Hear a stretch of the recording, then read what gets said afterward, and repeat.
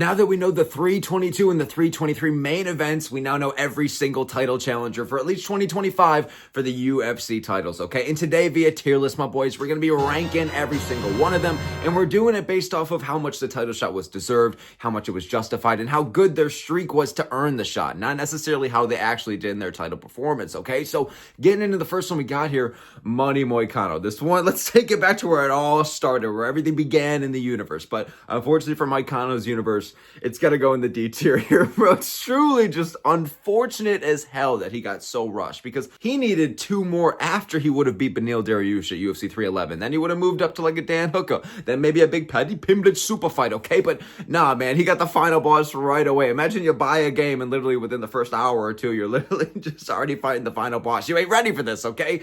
Moicano's streak was solid, okay? But it wasn't anything crazy to really justify his like top 5 status here. Like the only reason we all know this, he got the title shot, is because Arman Sar motherfucker Yukian ruined the goddamn division, ruined Moicano's highlights, ruined everything just about the lightweight division up top, and we're still dealing with those consequences towards the end of the year, okay? So that pullout truly did mess up the whole division for truly a year and beyond, okay? And unfortunately, Moicano probably suffered the most, more than anyone, because all of his momentum, he just got way too rushed, and he kind of peaked there, unfortunately. Now we're questioning if this guy's ever going to be able to bounce back to get some kind of win in the rankings, unfortunately. The actual title shot, yes, it did save the card, but it just wasn't really deserved beyond, okay, this is like the next best option we can find to save the card on like 24 hours notice. You know what I mean? So Moicano did save the day. He's now a fucking super duper millionaire, okay? He now can afford to lose, but that's the worst part about it. He now can afford to lose. So it's unfortunate. I'll put Moicano in the D tier, okay? Moving on up next to Umar Nurmagomedov here. I'll put it in the B tier. I feel like Umar just got skyrocketed to the title way too fast. Like the Sean O'Malley style, brother, okay? With a little bit of that Russian twist, a little bit of that Russian zest. I'm going to put it in the B tier because it's not the worst. Like he did be a very justified top 5 fighter in Sandhagen. So I got to rate that. And on top of that, like he was on a streak. He did have that undefeated aura. I'm not saying because he's a Nurmagomedov, he's, should have just got the title shot. But I think considering the circumstances of the division, like Merab had just beaten O'Malley. He'd already beaten Jan, Cejudo. Like there were kind of rematches in store for him anyways. At the end of the day, Umar was kind of that next guy. The UFC was pushing for it. I think it was bullshit how quickly they rushed him to the top, but like I don't think it was the worst shot in the world. And this is coming from me, somebody who thinks that Umar is way too rushed and someone who doesn't rock with Umar, but I still gotta admit, like the guy is good. I can understand why they gave it to him. So for that, I'll put him in the B tier and looking at the state of the division. But I think he needed just like that one more win to really just convince people this guy was truly worthy of it, beyond just making it competitive against Merab at the end of the day. You know what I mean? So I'll put Umar in the B tier. I get it, but I'm not a fan of it, all right? Moving on up next to Sean Strickland. Here's the fucking thing, you guys. I guess I'll put Strickland in the B tier as well, bro. The Strickland rematch against DDP, like, he was the champion. His resume continues to age like fine wine every year that goes down. The Imavov wins, the Cannonier wins, the fucking Brendan Allen wins. Like, they're aging well. These guys are able to bounce back and win. And so for Strickland to win the title, only loses it in a close decision, and then he got a win after. It was a very boring fucking fight against Paulo Costa of all people, but you know what I mean. Strickland got his win after, and he felt claim to the title shot. Like, I'm not fighting another soul, you guys, until I get my title shot. I want to go to war for you guys. Like, Strickland was all about that. And I remember at the time we were complaining, we want Chimaev to get the title shot. We want Chimaev because he was riding the hype off the Whitaker win. But we know damn well, if you've been watching the UFC and you've been watching Chimaev, that he was not about to have a 3 or 4 month turnaround. Yeah, what? Yeah, you're getting him next fucking October. So at the end of the day, Strickland, I guess, was kind of that next guy. Like, at the time, we didn't like it. There was really no hype going into this fight. DDP versus Strickland too, and the pay-per-view as a whole was shit. So Strickland's title shot, even though we might not have enjoyed it and it wasn't the craziest fight, in terms of him deserving it, I will put in the B tier. He was a former champion. He actually did bounce back with a win, and he still, like, has a good resume. And I get if it's not going to be Chimaev, like, it would be Strickland in a rematch. Like, he did make it close the first time, and the UFC promised him, I guess. And I'll put Strickland in the B tier. I get it, but it didn't really have the same hype or whatever, you know? Moving on next to Ankalaev here. Big egg, dude. This one's going to annoy me, and it's probably going to annoy you, all right? But I got to put Ank in the S tier because any other fighter that would have gone on like such a long streak, we would have been begging the UFC, fucking slobbering at the mouth to like give this guy a title shot, okay? But because we just, for the most part, we do not really rock with Big Egg. I get that there's some big Ankalaev fans here, but for the most part, I don't really like the guy. I'm glad he's not the champion anymore, but I can't deny his streak, man. Like, I know modern day light heavyweight isn't the craziest division, but still beating Rakic, Walker, Smith, Thiago Santos, Ozdemir, Krylov, Kutalaba twice, like he was a damn near undefeated fighter and beyond like an Umar level. Like, this would have been if Umar like actually got his wins, like actually did get a couple more wins, you know what I mean? But the fact that he was just slowly moving up the rankings and slowly building up his resume. Half the time they were stinkers. Half the time, yes, they were finishes. So you didn't really know, but at the end of the day, man, the wins have to speak for themselves. It is a sport. And these people, like, when they go on these long win streaks and years, like, you gotta give them the shot. Even if it technically is a nightmare for the sport, a doomsday for the sport, Avengers doomsday for the UFC. If Ankalaev and Bilal, these guys are like the team doomsday or whatever, bro. You know what I'm saying, man? But Ankalaev, he did deserve the shot. If it was anybody else, like, everybody would have been really hyped to see it. But the UFC was pushing against it, and fans were even kind of pushing against it because we didn't really want to see the outcome we got, Ankalaev winning. But at the end of the day, man, like, I think Ankalaev, he did kind of lack that top 5 name, to be fair. Like, people were saying, like, this guy got a title shot off of Johnny Walker. But, like, he still had wins on the resume that were better than a Johnny Walker. You know what I mean? So because of that, I'll put Ankalaev in the S tier here, all right? Moving on next to Diego Lopes. Lopes ended up fighting Volk for the vacant title. Lopes, I'll put in the A tier because I feel like at the time, like, we were pretty happy that Lopes got the title shot. We felt like it was pretty deserved. If there was going to be anybody in the division before it, Lerone Murphy rose to the occasion, the miracle, bro. And before Evlev, everyone was kind of saying that he deserved the title shot. Like, Lopes' streak and how quickly he kind of rose to the top of the UFC, I feel like everybody said it was pretty justified, man. Like, he only needed those few performances to really just get it done. But the fact that he was so active, the fact that he was moving up the ranks technically, he did fight those guys outside the rankings. Then he fought the Sadiq Yusufs. Then he fought the Brian Ortegas and the Dan Iges. Like, he did move up, you know what I mean? And the fact that he was so active, like, look at Joshua Van, man. Joshua Van's win streak, yes, could have gotten him a title shot, but you're seeing it so fast because these guys are so active. And that's why guys love to see them. Like, that's why people love to see them fight, man. Not only are they super entertaining, okay? I damn say it's beautiful to watch, but it's also their activity makes them undeniable. So Lopes, the fact that he was moving up the ranks, the fact that he was putting on stellar knockout performances or like a really just fun fight against a Brian Ortega or an Ige, you know what I mean? Like, we were all pretty excited to see Lopes get the title shot. And I feel like nobody was really complaining about it too much. Like, yeah, he probably could have on paper needed like one more, but like, making it competitive and your only loss in the UFC against Evlev, who's very high level, and then already racking up a solid streak, entertaining, active. Like, Uncle Dana has the hard eyes for that shit, okay? So I'm going to put Lopes in the A tier here. Moving on next to Volk. I'll put Volk in the S tier. Like, genuinely, Volk did deserve this fucking rematch. I'm sorry, deserve the title shot in every sense of the word. I said rematch because this was supposed to be Volk versus Topuria 2. This was supposed to be, we all thought Topuria was going to fight in like April or May, and he was going to stay at featherweight for 1 or 2 more, and Volk gets his instant rematch. But no, Topuria said, fuck all that. And for Volkanovski, it's crazy that it took literally over a year for him to get his immediate championship rematch. It's crazy to say that. It took him over a year for him to get his rematch, but he just ended up fighting Lopes instead. But no matter what, like, this guy was the featherweight GOAT, and he was the champion running the division for years. The least they could have done was given him the immediate rematch like he deserved. So yes, of course, like, Volk gets as justified as it gets. He was the GOAT of the division. He deserved his rematch, and it ended up being a vacant title and no rematch at all against a fresh opponent in Lopes. But it didn't matter who the opponent was. Topuria, Lopes, Evlev, who gives a fuck?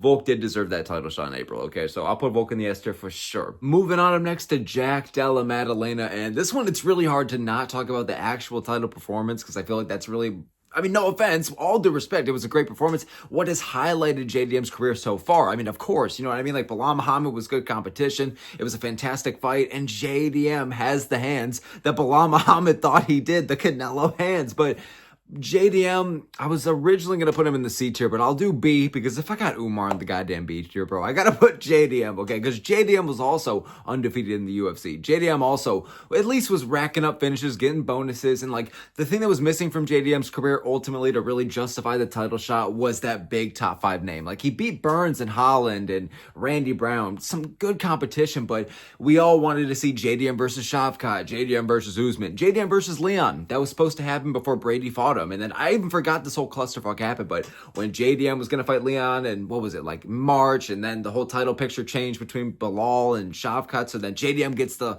last minute shot. Not last minute, obviously the dude was prepared as hell for it, the Craig Jones work, but you get my point. JDM, I'll put him in the beach here because I feel like he did lack that top 5 name, that one more to really just justify it and really just put the nail in the coffin. He was so close. People thought that JDM was the dark horse of the division, so that I feel like the title shot itself wasn't even expected, but it ended up playing in JDM's favor anyways. He ended up winning the damn belt, but regardless, the actual streak, I'll put him in the B tier here, okay? Moving on up next to Sean O'Malley. D tier here, my boys, okay? Like the Sean O'Malley rematch. It's one of those title shots where, yeah, like a lot of fans can complain sometimes, like, how does he deserve this or why does he deserve that? And sometimes I think it's bogus. But this was really one of the times where I think it was justified. I think all the hate towards the title shot really was justified. Like, it didn't make any sense. It was very rushed. And if O'Malley ended up losing, which he did anyways, like, all it does is hurt him in the long run because now he's even farther from fighting Merab again. Now he's 0-2. Now it's another loss on his damn near undefeated record before that. So it's not undefeated, but it was close to it. But now it's these 3 losses. He can't really say that anymore, okay? So with O'Malley, man, great striker, and he was a former champion, and he did make it close against Merab the first time. And the fact that Merab wanted to be so active, the fact that the division was, you know, it's kind of dead up top because Merab's already beaten most of these guys. So I truly understand why they did it. If Merab was going to fight in June anyways, I get that O'Malley was like the closest thing they could gather to like, okay, maybe O'Malley knocks him out again. O'Malley just could not live the prophecy that Alex Pereira ended up fucking living. Pereira got business done and knocked out Big Ank within a round in his rematch, okay? But for O'Malley, man, just couldn't get it done. He got beat up worse than the first time, and unfortunately, I'm going to put him in the DJ here. I get it. It's like best for business, as Triple H says, and I get that the division was dead up top, and he was the champion, but man, it just felt so forced, and it ended up just being Merab coasting through him anyway. So I'll put him in the DJ here. Like, O'Malley genuinely he didn't get any wins, and he wasn't a champion that was worthy of an immediate rematch. You know what I'm saying? So I'll put O'Malley in the D tier here, okay? Moving on next to Charles Oliveira.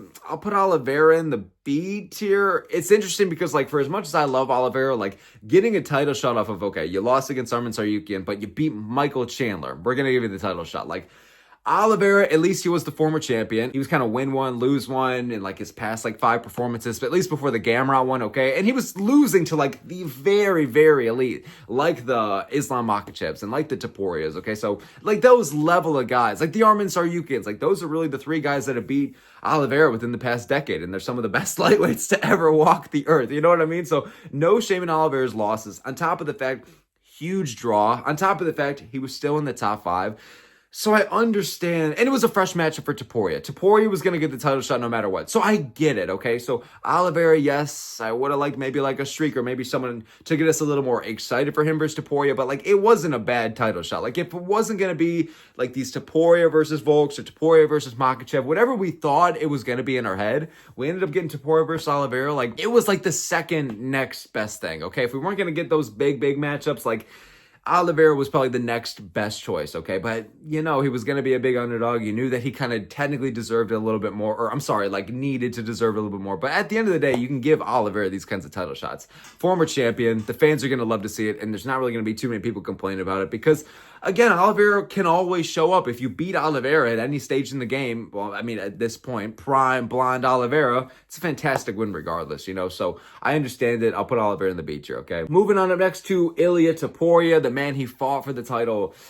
I'll put Topuria in the A tier. Topuria, I think it was super deserved. I think that no matter what, he was going to be a lock to, like, get this lightweight title against somebody. But what I mean by that is, yeah, he might have lost, but in terms of him actually getting the title shot, like, you knew the UFC was going to do it. Like, they told him that he could vacate the title. They already knew that he was going to fight somebody. So Topuria, the reason why I'm not going to put him in S, though, is because truly, he only defended the featherweight belt once. I get it, a lot of these double champions, they have to defend the belt 3 times, 4 times, 5 times, stuff like that. Topuria, because he's a superstar, because he's trying to just speedrun GOAT status, and he's trying to become the triple champ, he wants to be the guy that defeats Makhachev, he wants to be the guy that defeats John Jones at this point, okay? And I don't blame him, but for Topuria, man, like, I'm not saying he needed to defend the featherweight belt. I'm not saying that I needed him versus Lopes. I needed him versus Evlev. Like, this is still a cool timeline we're living in. We're getting him versus Oliveira. We're getting him versus Patty. We're still getting cool matchups for him, and I like the move at lightweight for him, but I don't know, man. I can't put him in S because yes, it was deserved. Yes, he's undefeated. Yes, he's great. Yes, he knocked out Volkanovski and Holloway. Like, that's probably as great of an accomplishment as you can get for featherweight standards. So I do understand the move. That's why I'm putting him in the A tier. But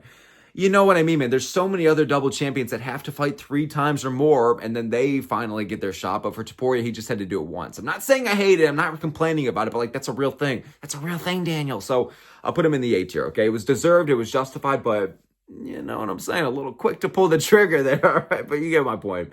Moving on to next year to Khamzat Chimaev here. I'll put Chimaev in the S tier because I feel like it really was undeniable. Like, for a majority of the fans, before the Whittaker performance for Chimaev, everybody was saying, this guy needs 1 more, this guy needs 2 more, this guy needs a big win, a big statement, getting a win over the off-the-couch, big middleweight Usman. Like, we can't rate that. Like, Usman's not even a real middleweight. How can we give him the title shot over that? So I think that after Chimaev finally beat Whittaker as efficiently as he did, like, yeah, RDR's taking him to like a life and death split decision, but for Chimaev to take him out DDP style within like 2 or 3 minutes, okay, yes, it was via submission and DDP was on the feet, but you get my whole point, okay? To do that to Whittaker and to really just beat up Usman, you know, okay, now you're 2-0 at middleweight against 2 of the greatest to ever do it in the UFC. All right, I feel like that's a valid title shot. On top of the fact that he is undefeated, we were talking about for so long, like even since 2020, when he's knocking out GM3 in the Apex, we were talking about when is Chimaev going to get the title shot? When's he going to get the title shot? So when you look at how long of a streak he was on in the UFC, I feel like if you remove the inactivity, like, yeah, man, this guy did deserve the title shot. And even for a majority of the fans that were complaining about it, for everybody to just come together after the Whittaker performance, he actually did deserve the title shot. Like, there's a reason why everybody was complaining about Strickland getting the shot. Everybody was saying, give it to Chimaev, give it to Chimaev. And even when he actually fought DDP, oh, it's fight of the year, it's fight of the year. So I don't think anyone was complaining about this title shot. And I feel like it was about time. And I feel like Chimaev, yes, could have maybe proved more at the middleweight scene, but like, he already kind of did enough. And Uncle Dana already loves him, so of course they're going to have him skip the line a bit, okay? So, like, I think it's pretty deserved. I think it's justified, undefeated, very long win streak. And again, there's a solid amount of names on the resume, like the Kevin Hollands, the Gilbert Burns at welterweight, all that shit. On top of the fact that at middleweight, he's finally here, okay? So, I'll put Chimaev in the S tier. I think it was justified. Moving on, I'm next to Alex Pereira. I'm going to put Pereira in the S tier as well. He challenged Ankalaev in a rematch. It's crazy because now we're in the good timeline where Pereira is the champion again. I almost forgot that he was the challenger, like, within this month, okay? But for Pereira, man, yes, he restored peace in the universe, but of course, like a Volkanovski I was saying earlier, it's deserved as hell, man. Like, this guy was getting close to like that DC status, and now that he's beat Ankalaev, he's around that DC status. So for anyone that's that high in the GOAT rankings, for anyone that's that high in the light heavyweight, just GOAT rankings, whatever you want to call it, like, Pereira, he defended the belt 3 times, 4 times, I believe, within 12 months. The guy was taking out everybody in the division, and I feel like the fact that it was a super close fight the first time around, and Pereira did take 2 rounds off him, like, of course he deserved the instant rematch. Of course he did, man. I don't think Pereira was the champion that really needed to fight one more time to earn his way back to the title shot. I feel like an instant rematch was the least they could have done. You know what I mean? So I'll put Pereira in the S tier 100%, okay? Moving on up next year to Cyril Gane, and I want to say this, my boys, okay? I'm recording this before Cyril Gane is fighting Tom Aspinall, the day before, so I swear to God, if I upload this either Friday or Saturday, if we're living in a timeline where Gane is the new heavyweight champion, I don't hear from me, bro. Don't hear from me, man. I'm gonna go goddamn mad, all right? But for Gane actually getting the title shot, man, I'm gonna put him in the D tier, but I don't think it's as bad as O'Malley, but I gotta put him in the same tier because it's kind of close, okay? Like, Gane is coming off of, I believe, only 1 win, maybe 2 wins. I think it was Spivak in 2023, and then obviously we know that Volkov robbery from last December, but my point is, man, like, you're getting a knockout finish over Sergey Spivak at the end of 2023, all right? Think of all the things that have gone down since 2023, my boys. Jesus, that's 2 years ago. And then you get 1 robbery win in the meantime. So he's on a 2-fight win streak, in quotes, okay? Because really, Volkov should have got that. So for Gane, I'm going to put him in the D tier because I don't think it's necessarily as bad as the O'Malley one, but maybe it is because at least O'Malley was the champion. At least Merab made it, at least he made it competitive against Merab in their first fight. So, and at least the division was like dead up top. So O'Malley just got the shot, but that brings me to Gane because, like, Gane, I think a big reason why he got this title shot is because the division is dead up top. Like, Aspinall, this is finally his coming out party as the champion. Like, he needs a dance partner that unfortunately, no one's going to be on the Jones or Pereira level for him at heavyweight right now. So the closest thing to that superstar level, a big opponent, a big draw, it is Ciryl Gane. And he technically is coming off wins. He technically is on a win streak, okay? We don't rate it because we all know the robbery. But at the end of the day, if Jones was actually going to fight Aspinall like you said he would, this wouldn't have been a thing. We wouldn't have been in this timeline specifically. But because Jones is that bitch ass SWAT, bro, like, here's Ciryl Gane now getting this kind of undeserved title shot that it's forced. And I'm just saying, man, like, the guy has a good record. The guy's only lost in Ngannou and Jones, two of the best to ever do it, especially for the bigger weight classes. But you get my point, man. It's just a very forced title shot. I get the name value for Gane. I get the fact that he is a good kickboxer. Both these guys move fast for heavyweight, but it's just a title shot that really just doesn't make too much sense, my brother. I'm going to put in the D tier, all right? All I'm going to say, man, is that Gane just got very lucky that circumstances worked out the way they did up top for the division. You know what I'm saying? So moving on up next year to two of the fights we actually haven't seen yet, but Islam Makhachev here. He's going to be taking on JDM. I'm going to put Makhachev in the S tier as well. Like, this is a double champion where truly I feel like it was deserved. Like, I would have liked to see one more out of him, to be honest. I feel like he did almost everything he could have done. Like, he's a top 3, top 4 maybe fighter of all time, pound for pound, okay? And he's moving up even more. He'll probably become a top 2 if he beats JDM.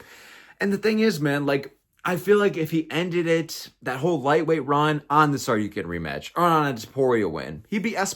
It'd be even more justified. But the fact that it was to Moicano, bro, the fact that it was to a Moicano, listen, it's another fresh name on the resume, but it's not too great of the ending for the almighty lightweight run that Makhachev went on, man. And he did set the title defense record. He did kind of surpass Khabib in my eyes and a lot of other people's eyes. So that's why the title shot's deserved. That's why it's an S. But I'm telling you, dude, if he did beat that Topuria, if he really did beat that Tsarukyan, a good prime Tsarukyan, not the teeny tiny making his debut one, you know what I'm saying? Then I think that we really could have had it even more justified for Makhachev. But like, at the end of the day, great win streak, practically undefeated, you know what I mean? And he's been getting way more entertaining, especially over the past couple of years. So I'll definitely put Makhachev in the S tier. Again, would have liked to see him maybe just kind of clear out the division, kind of clear that shit. I'll make it like undeniable, but I do understand it. I do understand it, and I think it's justified for sure. So I cannot deny Makhachev in the S tier, all right?